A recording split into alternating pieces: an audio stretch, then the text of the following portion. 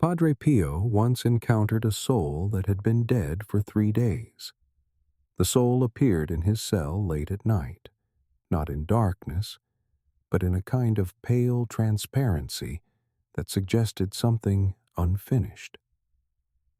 What struck Padre Pio most was not the fact of the apparition itself.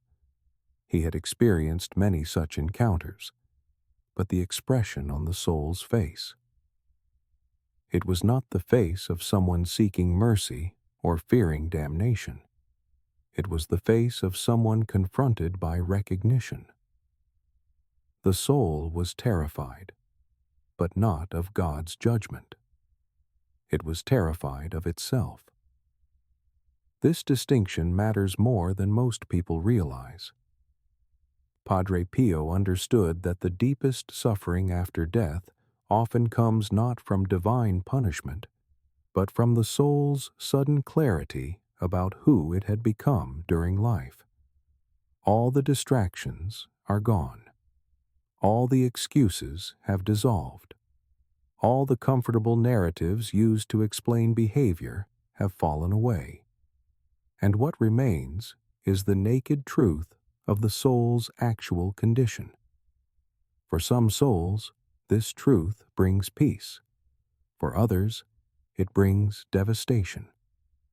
The soul Padre Pio encountered that night belonged to the second category.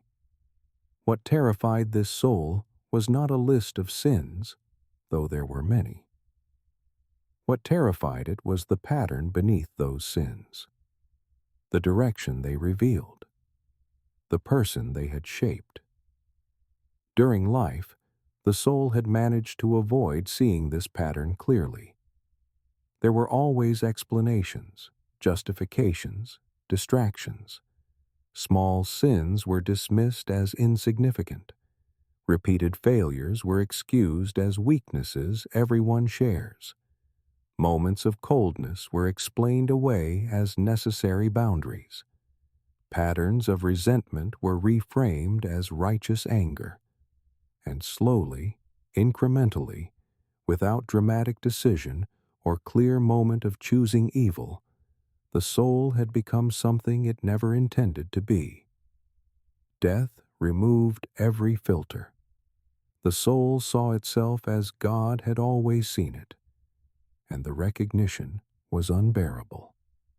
Padre Pio said very little during this encounter.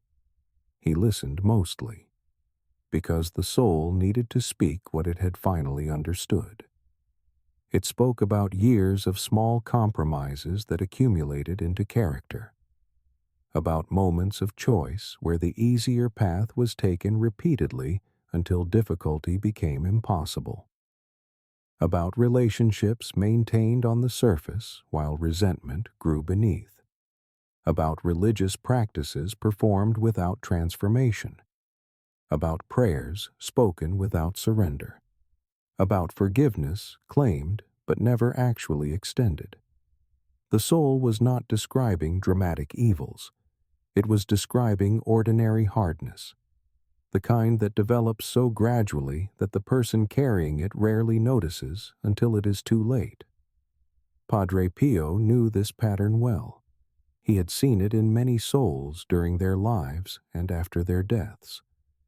The soul that slowly becomes unreachable not through rebellion, but through habit, through the accumulation of small refusals, through the practice of self-protection that eventually becomes self-imprisonment. What makes this pattern so dangerous is its subtlety. The soul does not feel itself hardening. It feels itself being reasonable, being careful, being wise. It tells itself that it is maintaining healthy boundaries when it is actually building walls. It believes it is protecting itself when it is actually isolating itself. It thinks it is being discerning when it is actually becoming judgmental. And these habits practiced year after year shape the interior landscape of the soul until that landscape becomes nearly impenetrable. Padre Pio explained that the soul's terror came from understanding this too late. Not too late for mercy, God's mercy is infinite, but too late to avoid the consequences of what the soul had become. Because a soul cannot simply decide to be different after death. It must first acknowledge what it is, and that acknowledgement, when all defenses are stripped away, can be excruciating. The soul Padre Pio encountered was experiencing what the soul told Padre Pio that night revealed something most people avoid considering. It said that the hardest part was not remembering sins, but remembering the moments when change was still possible and choosing not to change. Every time grace offered an opportunity to soften and the soul chose to stay guarded. Every time truth tried to break through and the soul reinforced its defenses. Every time love invited vulnerability and the soul chose safety. Those moments, repeated hundreds of times over a lifetime, had shaped a soul that was now too rigid to receive what it desperately needed. Padre Pio understood that this is how most souls move toward distance from God. Not through dramatic rebellion, but through quiet resistance. Not by rejecting God outright, but by keeping God at a manageable distance. Not by choosing evil, but by choosing self-protection, until self-protection becomes the soul's primary orientation. And a soul oriented toward self-protection cannot receive love because love requires openness. It cannot experience mercy because mercy requires acknowledgement. It cannot know peace because peace requires surrender. The soul's terror came from realizing that it had spent decades becoming someone who could no longer receive what God was offering. Not because God had withdrawn the offer, but because the soul had lost the capacity to accept it. Like a hand clenched so tightly for so long that it can no longer open, even when something precious is being offered. The soul saw clearly now what it had been doing all along, choosing control over trust, choosing safety over love, choosing self-justification over repentance. And those choices, practiced until they became reflexes, had shaped a soul that was now trapped in its own defenses. Padre Pio often said that hell is not primarily a place of punishment, but a state of isolation that the soul itself has created. The soul becomes so enclosed in its own self-protection, so walled off by its own defenses, that it cannot receive anything outside itself. And since God is outside the self, the soul cannot receive God, not because God is absent, but because the soul has made itself unreachable. This was the terror the soul was experiencing, not the terror of God's anger, but the terror of its own condition, the recognition that it had built a prison so gradually, so carefully, that it had not noticed until the door was already sealed. What makes this particularly tragic is that the soul never intended this outcome. It had not set out to become unreachable. It had not chosen evil deliberately. It had simply chosen self-protection repeatedly until self-protection became identity. And now, facing the truth of what those choices had created, the soul was devastated. Padre Pio listened as the soul described the specific moments it now recognized as turning points. Times when someone offered genuine love, and the soul responded with suspicion. Times when truth tried to penetrate, and the soul deflected with rationalization. Times when vulnerability was invited, and the soul retreated into performance. None of these moments seemed significant at the time. They were small choices made for reasonable reasons. But the soul could see now how each choice reinforced a pattern. Each refusal made the next refusal easier. Each deflection made the next deflection more automatic.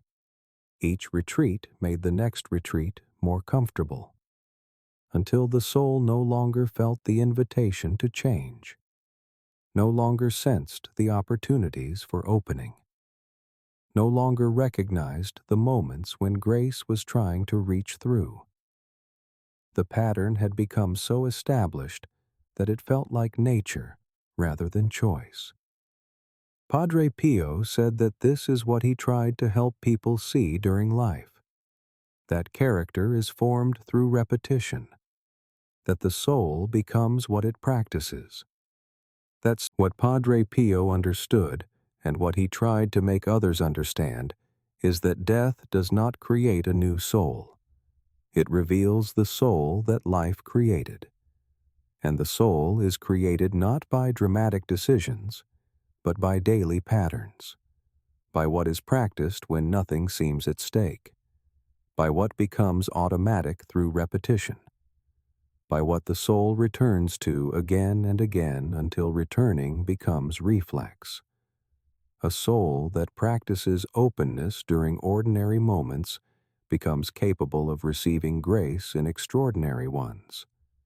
A soul that practices closure during small encounters becomes incapable of opening even when it desperately wants to. The soul's terror came from seeing this truth without any remaining ability to deny it. During life, there had always been ways to avoid full recognition: distractions, explanations, comparisons with others who seemed worse. But now, all those mechanisms were gone. The soul saw itself with perfect clarity, and what it saw was someone who had spent years building defenses against the very love that could have saved it. Not because the love was not offered, but because the soul had practiced refusal until refusal became its nature. Padre Pio said that what happened next was crucial, because even in this state of recognition, even in this terror, the soul still had a choice. Not a choice to undo what had been done, not a choice to erase the pattern that had been formed, but a choice about how to respond to the truth it now saw. Some souls, when confronted with this recognition, close even further. They retreat into justification one last time.